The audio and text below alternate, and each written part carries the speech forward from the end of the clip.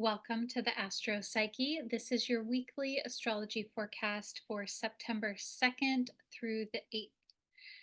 And this week is about beginning with intention. We have a new moon that's happening in the sign of Virgo. So, of course, this is about new beginnings this month, especially within this part of the sky that is about intentionality and growth and movement and progress. We also have Mercury doing some things, we have Mars doing some things, and we're going to talk about that. My name is Shawna McGrath. I'm a depth psychotherapist and an astrologer, and I'm so excited to be able to share the astrology of this week with you from a psychological perspective. So, let's talk about what's going on. Okay, this is important, especially with this new moon. And like we've talked about, we're within the broader context of Jupiter square Saturn all year long. So this tension between wanting to grow and develop and expand and explore and think big, contrasted with a sense of restriction or containment or limitation. And sort of these two have been grappling with each other all year long.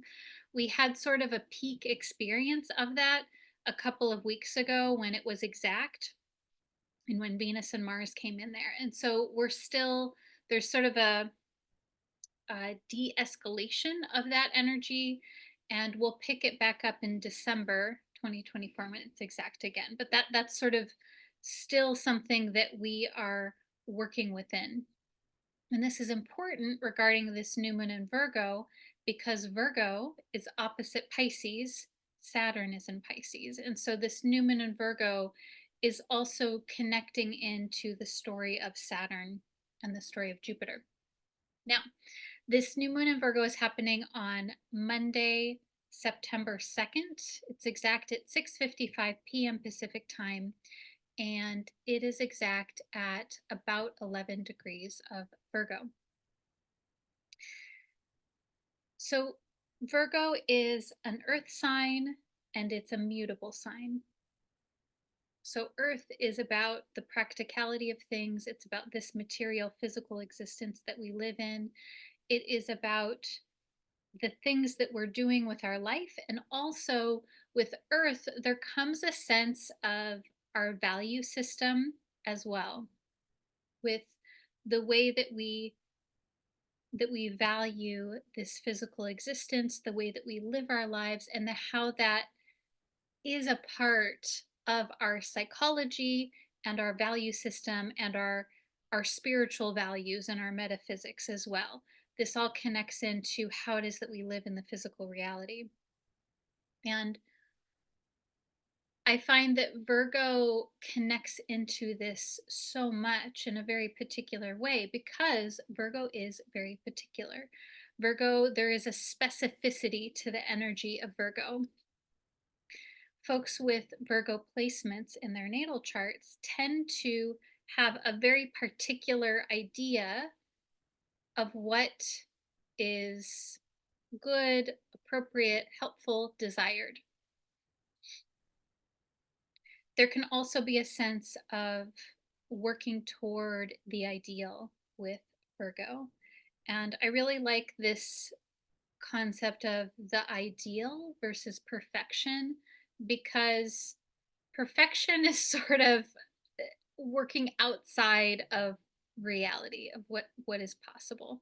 I think we could also say that with the ideal, but with the ideal it's kind of like this is the ideal is a concept that we can strive towards and know that we may never fully achieve it. And I think that's the important part with Virgo is that sometimes when Virgo gets construed, there's this misconception that we should always be operating at the ideal, and that can really cause us a lot of pain and suffering because life is not an ideal and we have to live within this earth-based system that we're in. And it is so important for Virgo, whether that is a person with Virgo placements, or for all of us collectively experiencing Virgo energy, a Virgo rebirth at this moment with the new moon in Virgo, so important to have a movement towards the ideal, towards what feels like there is a sense of wholeness or grounding or coming together or making sense of things. I think that a more mundane explanation or description of Virgo energy can be um, analytical, focused on organizing and like really being stringent about rules. And I think that can be the case. But I think that that happens when it feels like those things are not present, that there's kind of there's sort of a clamping down on the structure and the rules and the analyzing when it feels like that is not present in our lives. And so the value of Virgo is in holding for there to be meaning and structure and a sense of intentional flow or intentional process. Virgo is so much about process. That there's an intentionality around the way that we live our lives, and then that process or that structure helps us to relax. Now, the mutable piece of this with Virgo is that mutable signs they're also called the double-bodied signs, and that there's this duality phenomenon with them. So this is Virgo, Pisces, Gemini, Sagittarius. These are the four mutable signs.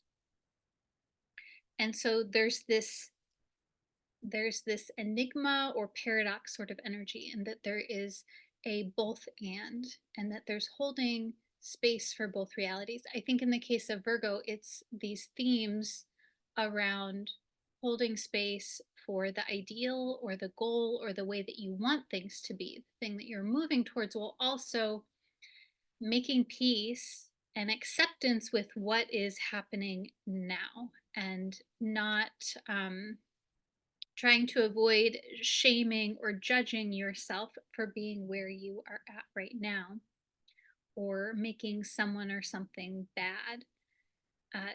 There's like this, I think with mutable signs, psychologically, we could say uh, that when things are construed, there's a psychological tendency to split, where something or someone is either all good or all bad, and there can be no nuance.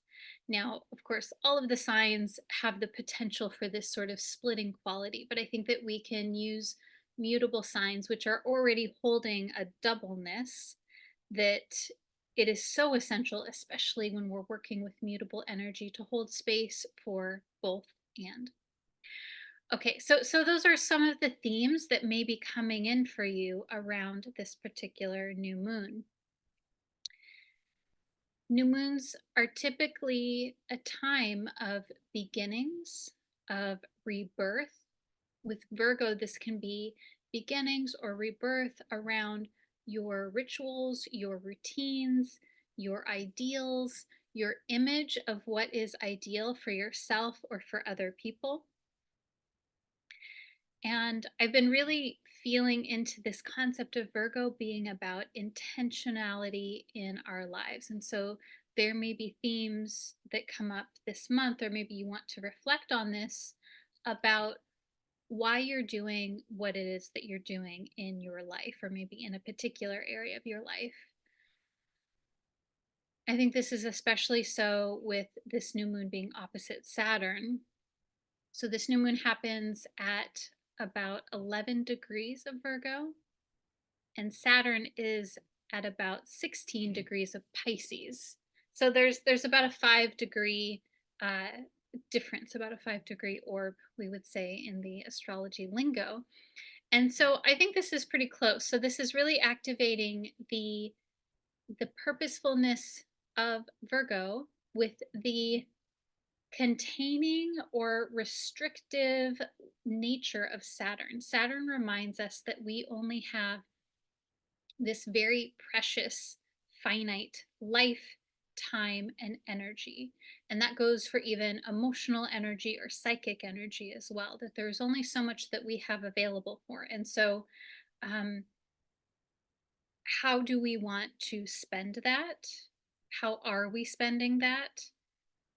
Where do we have choice around that? I think that Saturn, there's this huge factor around choice when it comes to Saturn, that the more that we can find our sense of choice, even when we don't like the choices, that we get to choose between them. So yeah, so this theme around, also Saturn is so much around the long-term goals and the long-term vision of something. And I think that really connects us into the Jupiter Saturn square as well, is a long-term vision. What are you working towards, and how does your now connect in to or support the long term? How does it, in contrast, maybe, how does what you're doing now, how you're uh, channeling your energy, how does it feed and nurture or work against what it is that you want in the future? And so, like with this, I want to be very intentional, as in Virgo style, that this is not about shaming or saying that oh, you're doing something now that's not working towards your future goals, and so you need to change that because that's bad.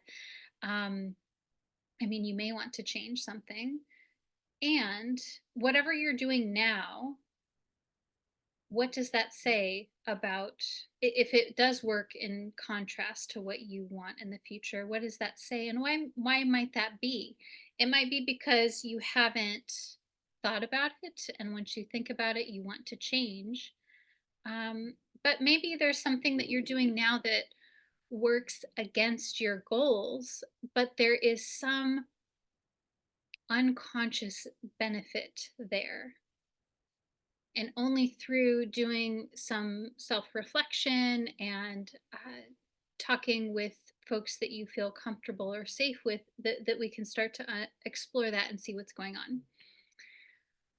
Okay, so the last piece I'll say about this is that the whenever we have an opposition with Saturn, there's also this theme around confronting what is or is not sustainable in your life, and also deciding to make peace with the things that maybe you're not crazy about, but it is something that you want to continue forward with anyways. So it's kind of like this, deciding, does this work for me or not? Even if no matter how much I like it, is it something that I want to accept, or is it unacceptable in some way? And this is a moment in time that marks a period in time. So the new moon is a stamp of energy that informs the whole next month. And we could also say it informs a 6 month cycle and an annual cycle, because it marks from now, the new moon in Virgo, until the next new moon that we'll have in Libra. Wait, no, is that right? that we'll have in Libra. Um, and it also marks 6 months from now when we have a full moon in Virgo. So the culmination of this new moon in Virgo will be 6 months from now. And then, of course, a year from now, we will have another new moon in Virgo. So we can be thinking about these themes that are happening now, that we're experiencing on the day of the new moon, the week of this new moon, is also something that's playing into the next month, the next 6 months, and the next year, etc. Okay, so I'm really curious what is coming up for you as I'm talking about this, and where you see the the rumblings of these themes in your life or not. Or maybe there's something that you want to um, specifically channel or do some intention settings around this particular theme. Also happening this week, we have Mars in Gemini making a square to Neptune. So Mars square Neptune can be a bit of a wonky or challenging aspect because Mars is about action, it's about being direct, it's about being assertive. It can be also about aggression or anger, agitation. Mars is about defending ourselves or others. It's about advocating for ourselves or others. And when it comes into contact with Neptune in this way, or in aspect into Neptune in this way, there's a softening of Mars, there's a sort of dissolving effect. And so this is really about this week, there's this energy around going with the flow, maybe delayed actions, or maybe taking actions that feel like you're sort of taking a detour path. You're still going to get where you're going, but it's a bit indirect, or it may feel like, I think this is the thing with Mars Neptune, is that there's a more intuitive emphasis around your action or defense system.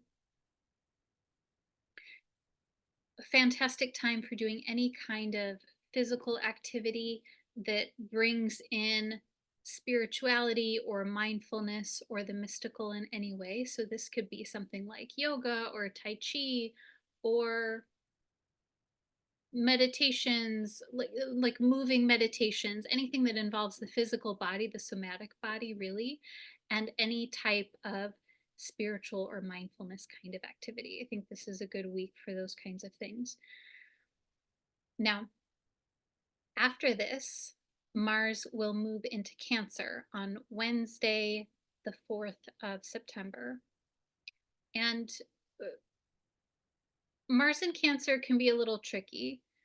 So this is also a foreshadowing of Mars in December through February, making its retrograde process through Leo and Cancer. So Mars is going to be in this place for a little longer than it normally would. There's an emphasis around Mars and Cancer.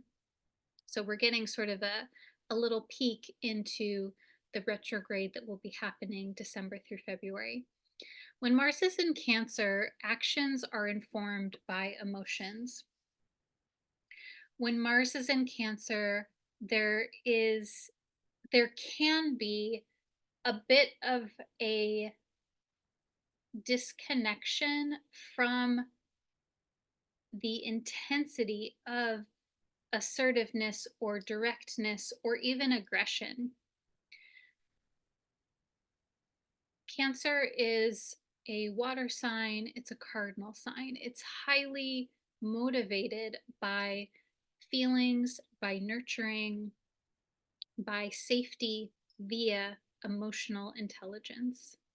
And when Mars is here, Mars can sort of get tossed around in the water of emotions. And so, folks that have in their birth chart Mars in the sign of Cancer, there can be, there sometimes is a bit of a challenge around connecting with anger or expressing anger. It can sometimes be expressed in a way that is delayed or indirect or um, passive in some way or misdirected in some way. And in the ancient astrology, we would say that Mars is in fall in the sign of Cancer, which means that uh, it's more challenging to work with this. It's more it's an indicator of more challenging experiences around Mars things, such as being assertive, being direct. Um, standing up for yourself when you need to, asserting yourself when you need to. Uh, and so we all get to experience that when Mars is in the sign of Cancer. And so I don't know, I think it really depends for you how you experience this. It depends on your own personal temperament, your natal Mars in your birth chart. I think that whenever we have Mars in Cancer, it's helpful to look at where our threshold is as far as tolerating anything. And because with Mars in Cancer, there can be a tendency to accommodate to the needs of others.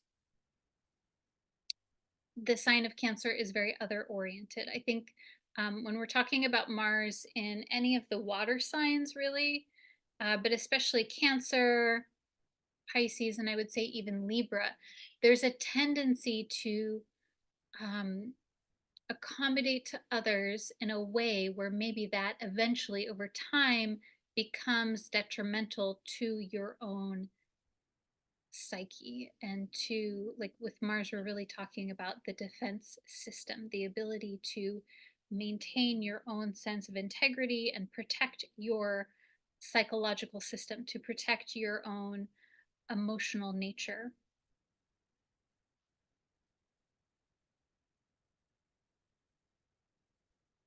And so this week, especially Wednesday forward and in the coming weeks, it's helpful to notice where and when you feel agitation, and that agitation or anger is not something that's bad, that it's rather, it is telling you something. It's telling you that maybe there is a discomfort or a preference or something that hasn't quite yet been identified or acknowledged. Also, this week, we have Mercury in Leo making a square to Uranus and Taurus. And so I kind of quite like this because this is a symbol of flashes of insight, getting some new information unexpectedly. Can also be a change in plans or diverging from a norm in some way. So it feels like, although it's a square and there's a bit of tension with squares, there's sort of this uh, unexpected or freeing sort of phenomenon that comes in with Mercury, which I think is great for us because we're still sort of shaking off the slowness of Mercury's retrograde earlier this month for the bulk of August, really. Also, Mercury will change signs as well. So Mercury moves into Virgo on Sunday, the 8th of September. And Mercury in Virgo is in its own rulership. So um, there's this theme of our thinking, analytical, logical mind coming more online. There's this theme of focused thinking. And also, Mercury is gaining its speed back by the end of the week. So we start with Mercury during the early part of the week, um, traveling fairly slowly in the zodiac. And then once it gets more space away from its retrograde period, by the end of this week, Mercury will be considered in a fast movement by then. So this is also a symbol of, okay, like things are coming together. I think that also there's this concept of being able to implement or take action, can simply be integrating things.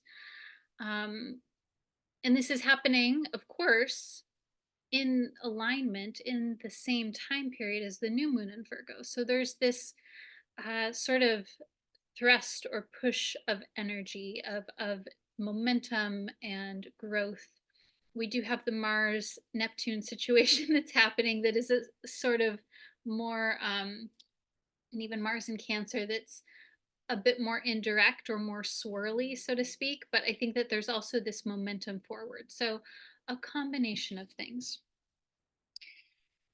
So I will also say and we'll talk about this more in the coming weeks, we are moving into eclipse season within this lunar cycle. So we'll have our full moon lunar eclipse in Pisces on the 17th of September. So we're not there yet, but eclipse season is also a time of beginnings and endings, of new things coming in a way that is unexpected, new possibilities opening up, and then a sense of ending and completion as well. So I think we can start to prepare for that in thinking about what it is that you want to begin for yourself or for others within this lunar cycle. How can you find a sense of grounded purposefulness?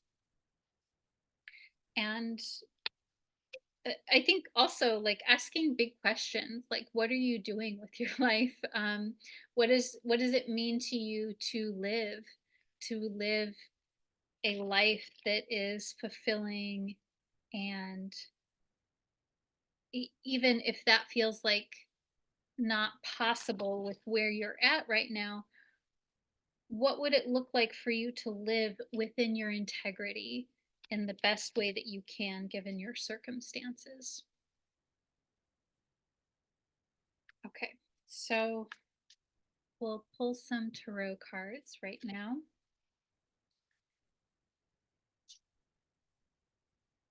And I feel that I said a lot of things, so I want you to just sit with what we've talked about here and let it wash over you, let it wash through you. Find a sense of settledness here within yourself, within your body.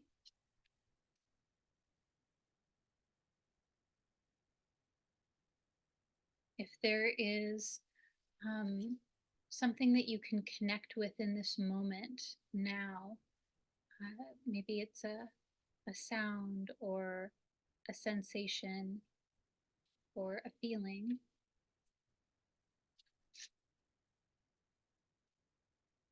Anchor yourself into that experience.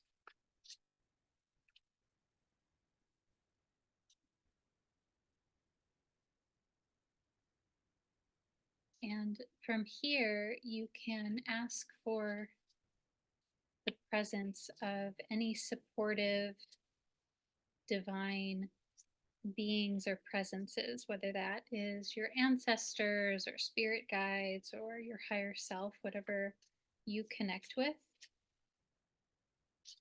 Ask that they be here with you now.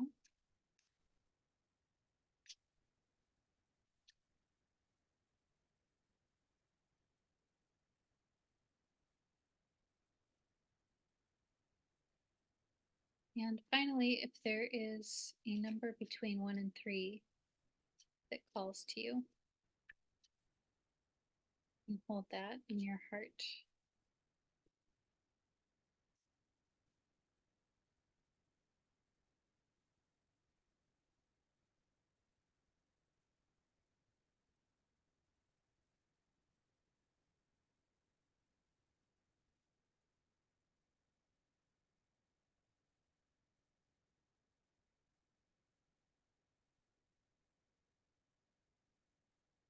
Right.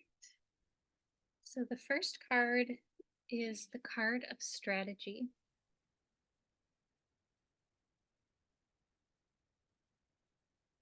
I feel like I pulled this card recently. This card always reminds me of the strength card because the person has this infinity symbol above them, and it just kind of has this sort of like lioness sort of effect. The figure has the really long flowing um, hair, and they have like this really foofy dress, like it's very voluminous. There's a lot of volume to the dress. Okay, strategy feels very straightforward to me in that this is about you being strategic. I'm so feeling the Virgo symbolism here because Virgo is strategic. And um, I don't know why, but I'm feeling into just in this moment how um, I want to tell you that it's not bad for you to be strategic. It's not manipulative or um, backhanded. That it's actually very important that you are strategic. That is something that needs to happen right now. Of course, in a way that feels good to you, that works for you, that is in alignment with your nature and the way that you want to do it. I think that being strategic is going to look so radically different for each person depending on your way of being. And so there's something here around being strategic and sort of like moving from one thing to another. I'm also feeling like the mutableness. So maybe you're making a change, maybe you're intending to do something, and regardless, so we'll go back to this in a second. We'll look at the other cards, but there's something here for you that is really important, that is empowering for you to be strategic. And being strategic may help you face something that is unknown or scary or anxiety producing. Okay, second card is the Six of Cups, and I pulled this reversed. So, Six of Cups is typically around memories, nostalgia, the past. There's usually with the Six of Cups a theme of idealizing the past or missing the past or wanting, reflecting back on how wonderful things were at some point in time in the past. And when I pull this card reversed, this is usually an indicator to me that, well, a couple different things. It could be that there's something in the past that you are seeing with rose colored glasses, and that is that's keeping you from actually being here in your life now. Um, yeah, there's some kind of hang up or clinging or attachment to the past, and um, I'm not quite sure what it is. I'm also really, in this moment, really drawn to the bat here in this card. So, in this card, there's two people that are together and they're sort of like very affectionately embracing one another, and they each have a cup in their hand. And there's one person with red hair that has like a little bat kind of in the background by them. They're both wearing these sort of like party hats too. So, um, bats remind me of Halloween. Of course, we're approaching that season, um, and they're sort of like, I don't know. Maybe there's something that's kind of like lingering in your consciousness. There's some sort of, maybe there's a blank spot or something, um, but there's something here around working through the past to inform what's happening now. And like, frankly, this is the essence of psychotherapy, or at least depth psychotherapy, is untangling what you've experienced and what those experiences mean to you and how they connect into what what your experience is now, sort of like going from the flower of your life being right now and then tracking that back down to the roots. And when we look at the roots, um, we can understand how things came to be. And so that might be a part of what the strategy is. The strategy might involve looking at the past in a way that is is untangling the past, or like working through, maybe it's a challenging experience. So it might not be that you're holding the past in a way that's rose colored or idealizing. It might be that there's something in the past that was very painful and that has sort of been tucked away, and that by exploring that, that can help to free you up to be more strategic or to be more purposeful in what your life is now. Okay, so the last card is the Judgment card.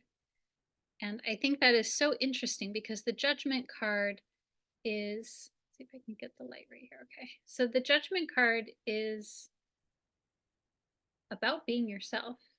This tends to show up when there is a fear of judgment, when there is a fear of exposing yourself, there's a fear that other people will not like you the way that you are, there's a fear of being alone in the world, really. There's a fear of being rejected or solitary. And this card tends to come in when it is so important that you do that you do either expose yourself or be vulnerable or say the thing that you have been wanting to say. And it reminds you that there is support here, in that there's this angelic type figure that is comforting here. And so, of course, you know what's right for you and what feels safe and containing for you to do. But there's something here around being yourself or showing up authentically or moving forward despite the anxieties about being seen.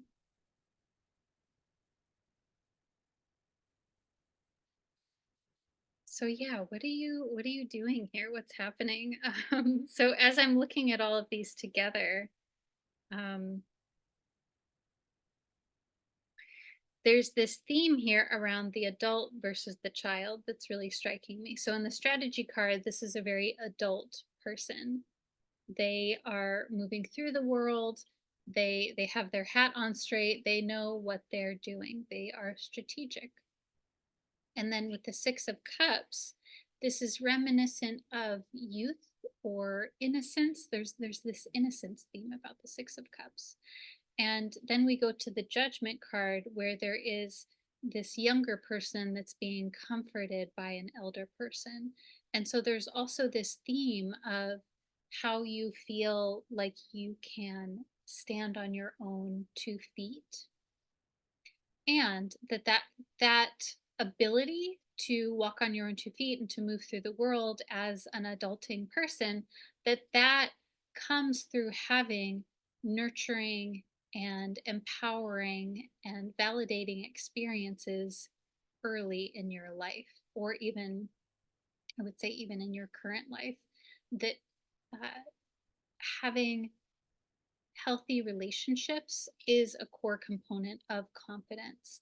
And in order to have healthy relationships, we usually have to show up in a way where we are being ourselves with other people, where we are being who we are as authentically as we can versus a curated version of who it is that we are. And so this is all connected.